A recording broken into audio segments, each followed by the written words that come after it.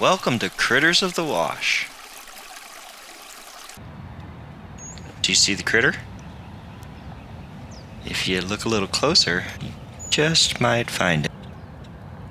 What you're looking at is a common inhabitant of the Mojave Desert, a round-tailed ground squirrel. Here in the Las Vegas Valley, we have a number of wash systems, of which many animals call home, and you have a chance to see them for yourself. There are two different types of squirrels that can be spotted around the valley. Here at the Pittman Wash, you can see both of them living right next to each other. So here's some museum specimens of the two right next to each other. We see the Xerospermophilus tereticaudus. Then with the Ammospermophilus leucurus, this is the white-tailed antelope ground squirrel. Notice the little racing stripes. Little darker pelage, and the stripe doesn't go all the way to the head, and that separates it from chipmunks, which do have the stripes all the way onto their head. And then of course what they're known for, their white tail.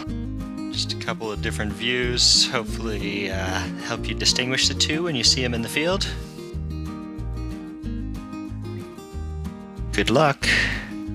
There's a typical Ammospermophilus, little racing stripes running around with his tail flipped up. Here we see a Xerospermophilus. They tend to hang out kind of close to their hole or right inside their hole, and when they get alarmed, they'll run in their hole, and if you listen really careful, you can hear their little chirp alarm call. You can find Ammospermophilus running around all over in the desert. You just gotta keep an eye out at a distance because they're real quick. Zeros are a little tougher to find, but if you keep your eye open underneath mesquite trees and really sandy soils, look for their holes, and listen really carefully, you might be able to find them. And remember, if you see any of these, try to enjoy them from a distance. The further away you are, the more they'll act natural, and the more you'll get to observe them. Hi, I'm Allison Hindle, and I'm an assistant professor at UNLV, and I study Xerospermophilus. I study them because I'm really interested in understanding how animals can survive and even thrive in extreme habitats, and we have one right here in Nevada. Ground squirrels can hibernate in the wintertime to avoid conditions of cold and of reduced food availability, and we still don't know how they do it.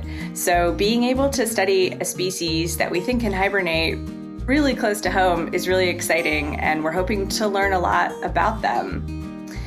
Xerospermophilus is also really interesting because we think that they're able to use hibernation in a couple of different ways depending on the environment. We think when it's not very cold, they use much shorter hibernation periods, little short daily torpor bouts.